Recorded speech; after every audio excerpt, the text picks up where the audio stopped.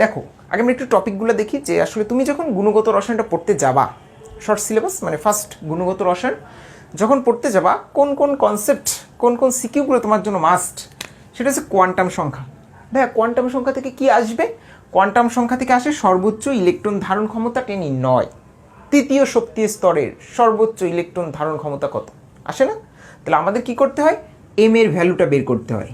M মানে orbital সংখ্যা, এর সাথে 2 দিয়ে গুণ দিলে আমরা ইলেকট্রন সংখ্যা পেয়ে যাই, কারণ একটা অরবিটাল 2টি ইলেকট্রন ধারণ করে। আজকে আমরা ডিটেলসে যাবই না। তাহলে এরপরে যেটা আছে পাউলির বর্জন নীতি, যেটা আমরা ক্লাসে মনে রাখাইছি স্টার 1 to 4 হ্যাশ দিয়ে। সিনিয়র আমার অনেক ভাইয়া বা আমার মেন্টর যারা আছে তারা কিন্তু এটা দিয়ে মনে রাখায় যে একটি ইলেকট্রনে যে কোনো দুইটি, একটি পরমাণুর যে কোনো দুইটি ইলেকট্রনের 4টি কোয়ান্টাম সংখ্যার মান সমান হতে পারে না। এটা তোমাকে বের করে দেখাতে হবে, এটা পাউলির বর্জন নীতি। তাহলে কোয়ান্টাম সংখ্যা থেকে এই দুইটা আগে তুমি ইনশিওর করবা। দেন মিশ্রণ সংশ্লিষ্ট পদক্ষেপ থেকে একটা কোশ্চেন ইনভ্যারিয়েবলি সব বোর্ডেই আসে। তাহলে এটা তোমাকে করতে হবে, কেআইপি কেএসপির ভ্যালু বের করতে হবে। যদি দেখো কেআইপি গ্রেটার দেন হয়ে গেছে তাহলে অদক্ষেপ পড়বে। অদক্ষেপের কনসেপ্ট খুবই খুব ইম্পর্ট্যান্ট। কনসেপ্ট যদি ক্লিয়ার না থাকে, আমার প্রিভিয়াস অনলাইন যে পেইড ব্যাচের ক্লাসগুলো আছে, কিছু লিঙ্ক আমি হয়তো ওপেন করে দিব এই ভিডিওতে, তুমি ক্লাসটা দেখে কনসেপ্ট ক্লিয়ার করবা। বাস্ট ইটস মাস্ট, অদক্ষেপের ম্যাথ জানতেই হবে। এরপর দ্রবণ লঘুকরণ V1S1 V2S2 এর যে ম্যাথটা তোমরা করো, কেএসপি দেওয়া থাকবে, এস বের করতে হবে, অথবা এস দেওয়া থাকবে কেএসপি বের করতে হবে। করছি না আমরা? ওটা একটা টপিক। দেন কোশ্চেন যদি একটু হার্ড হয় তাহলে সময়ায়ন প্রভাবটা চলে আসবে, তবে এটা পরের প্রায়োরিটি। আগে তোমার এগুলো ক্লিয়ার করবা, দেন তুমি যদি পারো তাহলে সময়ায়ন প্রভাব। এরপর দেখো রিডবার্গ ধ্রুবক, হাইড্রোজেন বর্ণালী বা রিডবার্গ ধ্রুবকের যে সমীকরণটা আছে ওখান থেকে ল্যামডার মানটা বের করতে হবে। ল্যামডার মান কোন পরিসরে হচ্ছে, দৃশ্যমান নাকি অতিবেগুনি নাকি অন্যদিকে, বা দৃশ্যমানের ভিতর হলেও সেটা কি লাল নীল সবুজ হলুদ, এটা বের করতে হয় না? এই একটা টপিক। তাহলে এইটুক যদি তুমি করো, ইনশাল্লাহ ইনশাল্লাহ গুণগত রসায়ন তোমাকে আটকাতে পারবে না কেউ, যদি আমাদের টিপিক্যাল কোশ্চেন হয়। এরপর তৃতীয় অধ্যায় যেটা তোমাকে খুবই খুব ইম্পর্টেন্ট, শঙ্করায়নের কনসেপ্ট কিন্তু তোমার ক্লিয়ার থাকতেই হবে। এরপর শঙ্কর অরবিটাল আঁকা শিখতে হবে। এটা দেখবা যে তোমাদের ক্লাসে ভাগ ভাগ করে শিখাইছি যে জৈব যৌগ আছে, আয়ন আছে, স্বাভাবিকগুলো আছে, একটা প্যাটার্ন আছে। তাহলে আলটিমেট তোমাকে আঁকা শিখতে হবে যে CH4 C2H2 বা সাপোজ NH3 PH4, এগুলো তোমাকে আঁকা শিখতে হবে, যেগুলো আসলে কীভাবে আঁকে। তাহলে এটা একটা টপিক। দেন বন্ধন কোণের ভিন্নতা, শঙ্করায়ন দুজনেরই sp3, বাট বন্ধন কোণ একজনের 104.5 আর একজনের চেঞ্জ হয়ে 107। তোমরা করছো না? মনে করো CH4 বন্ধন কোণের মান কত? 109.5, আর তোমার যদি বলি NH3 এর হলো 107, বাট দুইজনেরই শঙ্করায়ন কিন্তু sp3। তাহলে এটা কেন হচ্ছে, এটার ব্যাখ্যা তোমাকে দিতে হয়। ওটাকে বলে বন্ধন কোণ ভিন্নতা। কোণ কেন আলাদা, এর জন্য দুইটা থিওরি আছে না, ভ্যাসপার থিওরি। আর ভ্যাসপার থিওরি যখন না খাটে তখন কেন্দ্রীয় মৌলের EN মানে ইলেকট্রোনেগেটিভিটি দিয়ে তোমরা করছো। তাহলে এইটা একটা কনসেপ্ট। দেন ফাজানের নীতি, খুবই খুবই ইলাবোরেট একটা টপিক কিন্তু ফাজানের নীতি। আমাদের বইয়ে খুবই সংক্ষিপ্ত আছে, বাট এটা দিয়ে কিন্তু সব অ্যান্সার করা যায় না। অমুক যৌগটা রঙিন, তমুক যৌগটা সাদা কেন? অমুক কার্বনেটের বিয়োজন তাপমাত্রা বেশি, তমুক কার্বনেটের কম কেন? তাহলে আমাদের বইতে কিন্তু এটা এভাবে সাজানো নেই। ইভেন আমি যখন স্টুডেন্ট লাইফে ছিলাম, একটা বোর্ড কোশ্চেন আছে, তোমরা দেখবা যে বিভিন্ন 4-5টা কার্বনেট যৌগ আছে, ক্যালসিয়াম কার্বনেট, ম্যাগনেসিয়াম কার্বনেট, এদের গলনাঙ্ক কার কম কার বেশি একটা কোশ্চেন আছে আমার আগের বার মেবি, বাট আমি কখনো বুঝি নাই যে ওইটা আসলে ফাজানের নীতি দিয়ে অ্যান্সার করতে হয়, কার্বনেটের বিয়োজন তাপমাত্রা। তাই তোমাদের লেকচার আছে যে ফাজানের নীতি থেকে আসলে কোন কোন অ্যান্সার হয়। ওই কনসেপ্ট ক্লিয়ার করলে তুমি ফাজান থেকে অ্যান্সার করতে পারবা, না হলে কিন্তু ওই গ নাম্বার কোশ্চেনের উত্তর লিখে বাংলা লেখা লিখতে হবে কনসেপ্ট ক্লিয়ার না থাকলে। এরপর পর্যায়বৃত্ত ধর্মের পরিবর্তন, উপর থেকে নিচে কে বাড়ে কে কমে। আমরা সিয়ামবের খুবই খুবই ইম্পর্টেন্ট একটা কথা বলে দিয়েছিল আমাদের, যে গ্রুপের উপর থেকে নিচে আধা বিক্ষেপ বাড়ে। 11টা পর্যায়বৃত্ত ধর্ম আছে এই অধ্যায়, বাট আধা বিক্ষেপ দিয়ে কিন্তু 11টাই মনে রাখা যায়। তো ওটা দিয়ে তোমরা ব্যাখ্যা করতে পারবা। তাহলে মোটামুটি থার্ড অধ্যায়ে সিলেক্টেড টপিক কিন্তু এই কয়টা, শঙ্করায়ন, বন্ধন কোণ ভিন্নতা, ফাজান এবং পর্যায়বৃত্ত ধর্মটা ব্যাখ্যা করা। পারবো না? তাহলে এই টপিকগুলো আগে তুমি ইনশিওর করো, কনসেপ্ট ক্লিয়ার করো, তারপরে তুমি অন্য কিছু চেষ্টা করবা। চতুর্থ অধ্যায়, ফার্স্ট পার্টের যে চতুর্থ অধ্যায় আছে আমি স্টুডেন্টকে সচরাচর বলি কেপিকেসি চেষ্টা করবে অ্যান্সার না করার যদি সুযোগ থাকে, কারণ কেপিকেসিতে কিন্তু কোশ্চেন ছাড়া একটু ঘুরিয়ে দেয়, বিয়োজন মাত্রা বিয়োজন ধ্রুবক পার্সেন্টেজ চলে আসে। এই কনসেপ্ট যাদের ক্লিয়ার না তারা চেষ্টা করবে যে কেপিকেসিটা স্কিপ করতে, না হলে হয় কি 2-3 পেজ চলে যায় ম্যাথ অনেক সময় এবং লাস্টে গিয়ে মিলাতে পারে না স্টুডেন্ট। এটা আমি প্রিভিয়াস এক্সপিরিয়েন্স থেকে বলতেছি। তাই আলটিমেট কেপিকেসি অবশ্যই করবা। খুবই সুন্দর একটা নোট আছে আমাদের, 10টা টাইপ এক জায়গায় করা, 5টা টাইপ করলেই বেঁধে যায়। তো কেপিকেসি যারা ওই কনসেপ্ট ক্লিয়ার তারা করবা, বাট কেপিকেসি যদি কনসেপ্ট বিয়োজন মাত্রা ধ্রুবক আলফা এক্স এই কনসেপ্ট ক্লিয়ার না থাকলে চেষ্টা করবা কেপিকেসি স্কিপ করার। পিএইচ বাফার দ্রবণে পিএইচ হেন্ডারসন হ্যাসেলবার্গ ইকুয়েশন দিয়ে করতে হয়, খুবই ইম্পর্টেন্ট। এটা একটা পেইড কোশ্চেন, অলওয়েজ আসে। এরপর পিএইচ নির্ণয়, সবল অ্যাসিড সবল ক্ষারের আসতে পারে, দুর্বল অ্যাসিড দুর্বল ক্ষার বা যে কোনো ভ্যারিয়েশনে দিতে পারে একটার সাথে আর একটা। সবল অ্যাসিডের সাথে দুর্বল ক্ষার দিলে ওটা পিএইচ বাফারের কনসেপ্টে চলে যায়, তাহলে তোমার বাফারের পিএইচ বের করাটা শিখতে হবে। এরপর কেপিকেসি এর রাশিমালা খুবই ইম্পর্টেন্ট, যারা ওই 5-6টা টাইপ ক্যাপচার করতে পেরেছ তারা কেপিকেসি ধরবা, না হলে কিন্তু রিস্ক নেওয়া যাবে না। এরপর বিয়োজন হার নির্ণয়, এটা ওই একই কথা, যে তোমার যদি কনসেপ্ট ক্লিয়ার থাকে তাহলেই 4th অধ্যায়ের এই কনসেপ্টগুলো তোমার জন্য। এরপর লা-শাতিলিয়ান নীতি খুবই ইম্পর্টেন্ট, ক্লাস 10 থেকে তোমরা পড়ে আসছো। তাপমাত্রা বাড়ালে কী হয় কমালে কী হয়, চাপ বাড়ালে কী হয় কমালে কী হয়, ঘনমাত্রা বাড়ালে কী হয় কমালে কী হয়, এই 6টাই আছে। 6টার বাইরে কিন্তু কোনো প্রয়োগ নেই। তাহলে এই 6টা কনসেপ্ট যদি তুমি ক্লিয়ার করতে পারো তাহলে লা-শাতিলিয়া অ্যান্সার করবা। আর গ নাম্বারে ইনভ্যারিয়েবলি কিন্তু কেপিকেসি থাকে, ঘ নাম্বারে লা-শাতিলিয়া আসে। তাই এই 2টা কনসেপ্ট তোমার ক্লিয়ার থাকলে দেন তুমি এটা অ্যান্সার করবে। আর উপরে বাফার দ্রবণের পিএইচ গ নাম্বারে থাকবে, ঘ নাম্বারে থাকবে ওই বাফার দ্রবণে সামান্য অ্যাসিড বা ক্ষার যোগ করলে পিএইচ পরিবর্তন আদৌ হবে কি না। তোমরা করছো, বাফার দ্রবণ মানে কি, বাফার মানে কি রেসিস্ট, বাধা দেয়, তাহলে পিএইচ কিন্তু পরিবর্তন হবে না। কেন হবে না? হাজারি স্যারের সুন্দর একটা বক্স দেওয়া আছে, চিত্র সহ আঁকবা, তাহলে তুমি মার্ক পাবা। মার্ক পাওয়াটা কিন্তু একটা আর্ট, জানা এক জিনিস।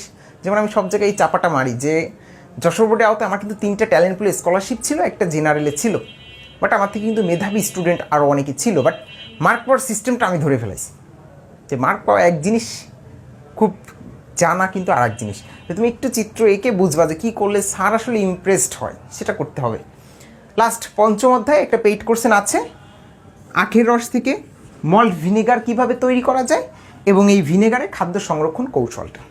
অনেকে বলে টয়লেট ক্লিনারটা পড়া উচিত, তুমি রিডিং পড়তে পারো, ওটা শর্ট সিলেবাসের বাইরে যদিও। তাহলে শর্ট সিলেবাসে আলটিমেট এই কয়টা টপিক কনসেপ্ট যদি তোমার ক্লিয়ার থাকে তুমি ইনশাল্লাহ কেমিস্ট্রি তোমার বাঁধবে না। আলটিমেট আমাদের হয় কি, পড়াটা আমাদের গুছানো থাকে না বিধায়। এই যে দেখো অনেকের কাছে কিন্তু এই টপিকগুলো অনেকে গুছানো না, আমি শিওর খুবই, আমার এক্সপিরিয়েন্স বলে যে 11th আওয়ারে গিয়েও এই টপিকের কনসেপ্ট অনেকের ক্লিয়ার থাকে না।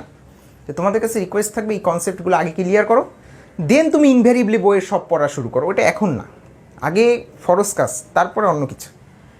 এবার আসলে সেকেন্ড পার্ট এমসিকিউ এর জন্য বলবো, বাট সিকিউ এর জন্য সেকেন্ড পার্টে পরিবেশ রসায়নে খুব ইম্পর্টেন্ট একটা অধ্যায়। এমসিকিউ এর জন্য ভালো জায়গা আছে, সিকিউ এর জন্য প্রথমে তোমার একটা পেইড কোশ্চেন আসে, স্টপকক খুলে দিলে মিশ্রণের মোট চাপ কত। 2টা পাত্র এইভাবে থাকে, মাঝখানে স্টপকক থাকে, বলে দেওয়া হয় স্টপকক খুলে দিলে মিশ্রণের মোট চাপ কত। মোট চাপ বের করার 3টা সূত্র, আংশিক চাপের 3টা সূত্র। ওই 6টা কনসেপ্ট ক্লিয়ার থাকলে এটা থেকে মার্ক তোলা খুবই সহজ। এরপর ব্যাপন হার মানে গ্রাহাম স্যারের যে সূত্রটা, গ্রাহাম স্যারের সূত্র থেকে ব্যাপন হার আসতে পারে। এবং এক সাইডে থাকে নল টিউবের NH3 আর এক সাইডে HCl, একসাথে যদি ছেড়ে দাও কত দূরে অ্যামোনিয়াম ক্লোরাইডের সাদা ধোঁয়া তৈরি হবে ক্লাস 10-এ কিন্তু ছিল। মানে গ্রাহাম স্যারের গ্যাস সূত্রের প্রয়োগ আমাদের বইতে গ্রাহাম স্যারের কিন্তু 2টা লাইন লেখা আছে, আর সমানুপাতিক 1/√/d, আর কিন্তু কিছু নাই। বাট ওখানে কিন্তু দূরত্ব বের করতে হয়, তাই আমরা সূত্রটাকে একটু রেকটিফাই করছিলাম না। ওই রেকটিফাই করে টোটালটা যদি মাথায় থাকে তাহলে তুমি সময় রিলেটেড এটা করতে পারবা, সময় বা দূরত্ব।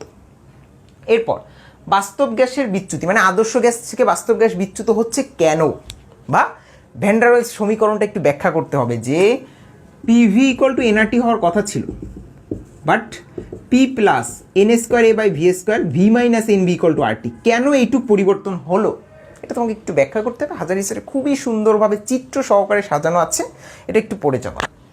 দেন RMS বেগ √3RT/m, খেয়াল করবা আমরা SI একক করি, তাই m বা মলিকুলার ওয়েট কিন্তু কেজিতে বসাতে হবে। কার্বন ডাই অক্সাইড আসলেই তুমি 44 বসায় দিয়ে আইসো না, ইন্টু 10⁻³ দিবা, কারণ এটা এসআই একক। খুবই সংক্ষিপ্ত একটা সূত্র, পারলে কিন্তু 4 মার্ক পাবা, বাট এটা কেজিতে বসায়ও ম্যাক্সিমাম স্টুডেন্ট কিন্তু এটা গ্রামে বসাই দিবা। এরপর অ্যাভোগাড্রো সমীকরণ, মানে আমাদের বড় একটা সমীকরণ আছে না অ্যাভোগাড্রো সমীকরণ, ঐকিক নিয়মে ছোটোবেলা যেগুলো করতাম, 1 মোলে 22.4, একে কত দেয়াটায় কত, ওগুলোকে আমরা একটা সমীকরণে দিছি, ওই সমীকরণটা মনে রাখবা। তাহলে এইটুক পড়লে দ্বিতীয় অধ্যায় ইনশাল্লাহ কভার। তৃতীয় অধ্যায়টা আমি স্কিপ করছি, জৈব যৌগ। জৈব যৌগ তোমাদের অফলাইনে চলতেছে, রাজশাহীতে যারা আছো অফলাইন প্রত্যেক দিন 2 থেকে 3 ঘন্টা করে ক্লাস নেওয়া হচ্ছে জৈব যৌগে। ফ্রি ক্লাসগুলো তোমরা করবা, ফ্রি ক্লাস না, ক্লাস চলতেছে, বাট তোমার যদি একটু উপকার হয় আমার তো সমস্যা নেই, তুমি ক্লাসগুলো করবা, উপকৃত হলে আমিও খুশি। পরিমাণগত রসায়ন, এই অধ্যায়টায় মার্ক তোলাটা আর একটু সহজ, বাট টোটাল এখানে যতগুলো আছে সবগুলোর ভিতরে কিন্তু মার্ক তোলা স্তরিত রসায়নে। তবে পরিমাণগত রসায়ন ম্যাথমেটিক্যাল অ্যান্সার করে মজা পাওয়া যায়, যাদের কনসেপ্ট ক্লিয়ার আছে তোমাদের। সেটা হয়েছে ঘনমাত্রার পরিবর্তন আসে। ঘনমাত্রার 9টা একক আছে, ppm, ppb, ppt, w/v দিয়ে 3%, আর তোমার মোলারিটি, নর্মালিটি 9টা। এর ভিতরে সবথেকে ইম্পর্টেন্ট ppm, মোলারিটি এবং পার্সেন্ট w/v। এগুলো রূপান্তর করা শিখতে হবে। যেমন হঠাৎ একটা ঘনমাত্রা মোলারিটিতে আছে, ppm নিতে হবে, তুমি কি বসাবা, cm × 1000 বসালেই মান বেরিয়েছে। তাহলে এইগুলো জানতে হবে। পার্সেন্টেজে আছে, মোলারিটিতে নিতে হবে, সূত্র কি, পার্সেন্ট ইন্টু 10/m। আচ্ছা না সূত্রটা, বাট আমাদের বইয়ে কিন্তু ইলাবোরেট করে ঐকিক নিয়মে করা, একে কত, অতএ কত। আলটিমেট পরীক্ষার হলে কিন্তু এগুলো মনে থাকবে না, এবং এই কনসেপ্ট তোমার যদি ক্লিয়ার থাকে আমি ড্যাম শিওর ওই নিয়মে তোমার এখন মনে নেই, তাই একটু শর্টকাট ওয়েতে আগাতে হবে। দেন মিশ্রিত দ্রবণের প্রকৃতি, একটা অ্যাসিড আছে একটা ক্ষার আছে, মিশ্রণ করলাম, ওই মিশ্রণটা কী হবে, অ্যাসিড না ক্ষার, অ্যাসিডিক ধর্ম থাকবে বেশি না ক্ষারীয় ধর্ম, এটাকে বলে মিশ্রণের প্রকৃতি। তাহলে মিশ্রণের প্রকৃতি আমাদের করতে হবে, এটা ইম্পর্টেন্ট, অনেক ইম্পর্টেন্ট। এবং উপযুক্ত নির্দেশক, কখন কোনটা উপযুক্ত নির্দেশক, যেমন সবল অ্যাসিড, দুর্বল ক্ষার, মিথাইল অরেঞ্জ হতে পারে, তাহলে সেইভাবে তোমার বলতে হবে যে কোনটার জন্য কোন নির্দেশকটা ইউজ করতে হয়। তোমাদের বইয়ে সুন্দর চিত্র দেওয়া আছে। এরপর জারণ বিজারণ, জায়গাটা অনেকের কাছে কঠিন লাগে, বাট দেখবা আমার অনলাইনে অনেক ক্লাস আছে জারণ বিজারণের উপর।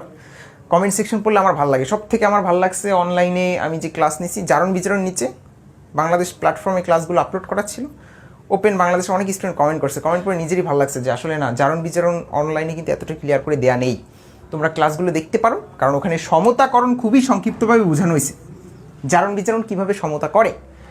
এরপর ভেজাল নির্ণয় করা শিখতে হবে, ওই যে জারণ বিজারণের লোহার বিশুদ্ধতা আমরা করছি না, ওটা তোমার শিখতে হবে। ভাই কোশ্চেন যদি একটু কঠিন হয়ে যায় তাহলে কিন্তু ওই আয়োডিমিতি চলে আসবে, তখন কিন্তু যে কপারের ভেজাল বলবে। ইভেন এটা কিন্তু আমার বাড়ি কোশ্চেন ছিল, তুমি দেখবা যশোর বোর্ড 2019-এর কোশ্চেনে আছে যে আয়োডিমিতি 2টা কোম্পানি বা কলকারখানা দিয়ে, এটা কিন্তু এসেছে, অনেকে কিন্তু স্কিপ করে যায় আয়োডিমিতি, বাট ওটা থেকে এসেছে কিন্তু কোশ্চেন। এবং ইভেন এবারও রাজশাহী কলেজের টেস্ট পরীক্ষার কোশ্চেনে কিন্তু আয়োডিমিতি দিয়ে কপারের ভেজালের পরিমাণ ছিল। এরপর আসো লাস্ট সব থেকে মার্ক তোলার জন্য ভালো জায়গা, তড়িৎ রসায়ন। তড়িৎ রসায়নে ইলেকট্রোমোটিভ ফোর্স নির্ণয়টা শিখতে হয়, বাট এটা স্টুডেন্টরা ঘোলায় ফেলায় কখন নার্নস্ট কখন প্রমাণ, তাই জন্য আমি এটাকে 3টা ক্রাইটেরিয়া দাঁড় করাইছি। সেটা হচ্ছে ইএমএফ নির্ণয় 3টা টাইপ আছে। 1 নাম্বার ই নট সেল, নট মানে প্রমাণ অবস্থা, প্রমাণ অবস্থার সত্য 3টা, 25 ডিগ্রি সেলসিয়াস তাপমাত্রা, 1 atm চাপ এবং দ্রবণের ঘনমাত্রা 1 m, জানি না। তাহলে এটা হচ্ছে প্রমাণ অবস্থার শর্ত। এই 3টা কথা যদি দেওয়া থাকে তুমি প্রমাণ দিয়ে করবা, অ্যানোডের জারণ বিভব, ক্যাথোডের বিজারণ বিভবের যোগফল। ভাই এত কিছু তো দেয়া নেই, ওই 3টা শর্ত যদি না মানলে অপ্রমাণ, তাহলে ইসেল মানে নার্নস সমীকরণ। আমরা কিন্তু অনেকে এখনও ধরতে পারি না যে কোনটা নার্নস দিয়ে করব আর কোনটা আগেরটা দিয়ে করব। উদ্দীপকে ঘনমাত্রা 1 m নেই, এটা কেউ খেয়াল না করেই কিন্তু অ্যানোডের জারণ বিভব ক্যাথোডের বিজারণ বিভব যোগ করে ফেলা, অ্যান্সার কিন্তু ভুল হয়ে গেছে, ওটা কিন্তু নার্নস দিয়ে করতে হবে। এরপর পাত্রে সংরক্ষণ করা যাবে কিনা, কপারের পাত্রে জিঙ্ক সালফেট রাখা যাবে কিনা, আয়রনের পাত্রে ক্রোমিয়াম সালফেট রাখা যাবে কিনা, এগুলো করতে হয় না, আমরা ইনট সেল দিয়ে বের করে করি। বাট ইএমএফ নির্ণয় 3টা টাইপ বলছি, ইনট সেল, ইসেল, পাত্রপাত্রী।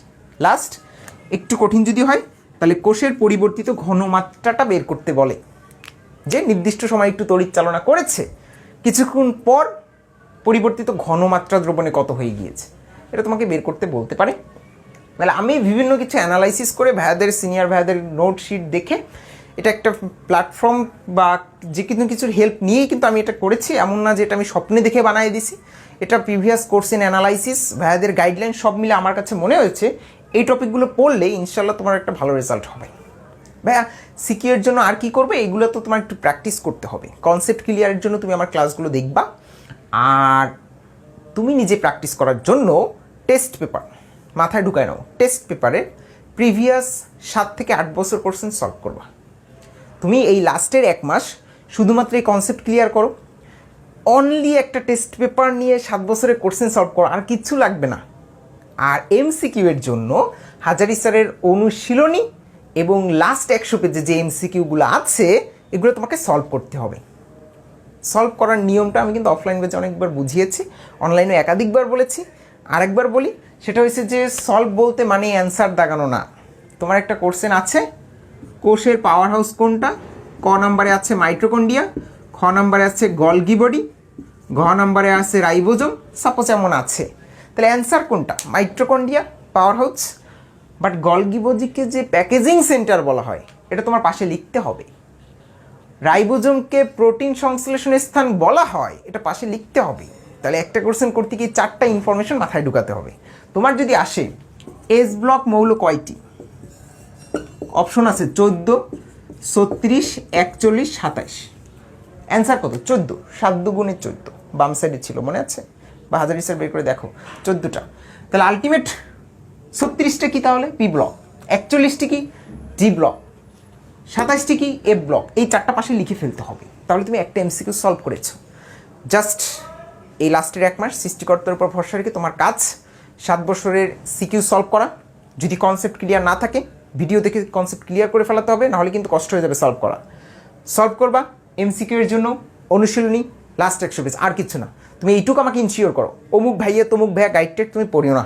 আলটিমেট আমি বারবার বলেছি, আমাদের ডিমস স্কলার্স প্রোগ্রামে এবারও বলেছি একই কথা, যে কোনো একটা সিনিয়র ডাক্তার কখনো তোমার ভাইয়াদের গাইড বই থেকে কোশ্চেন করে না। আমি যত ভালোই একটা গাইড আমি লিখি, ডাক্তার তাহিদ লিখে একটা বই ছাপাই দিলাম, বাট সিনিয়র স্যাররা কিন্তু আমার বই থেকে জীবনেও কোশ্চেন করবে না, স্যাররা আমাকে চিনিই না। স্বাভাবিক না এটা? তাহলে বাজারে প্রচলিত যেটা আছে, এনসিটিভি অনুমোদিত যেগুলো চলে, এগুলো আমাদের সাজিয়ে ফেলতে হবে। তুমি যদি আমার এই ওয়েতে আগাতে পারো, ইনশাল্লাহ আমার অভিজ্ঞতা বলে এবারও আমাদের হাত থেকে অনেক স্টুডেন্ট বাংলাদেশ ফার্স্ট থেকে ভালো ভালো জায়গায় গিয়েছে। আমি তোমাকে বলতেছি তুমি এটুক যদি করো, এইচএসসি পরীক্ষা ইনশাল্লাহ তুমি ভালো তো করবাই, মেডিকেল ভর্তি পরীক্ষার 50% প্রিপারেশন তোমার এখনই হয়ে যাবে। তো তুমি একটু কথাগুলো শুনবা, একটু ইউটিলাইজ করার চেষ্টা করো। নেক্সট ক্লাস আসা পর্যন্ত সবাই সুস্থ থাকো, ভালো থাকো, এই আশাবাদ ব্যক্ত করে আজকে শেষ করছি। আল্লাহ হাফেজ।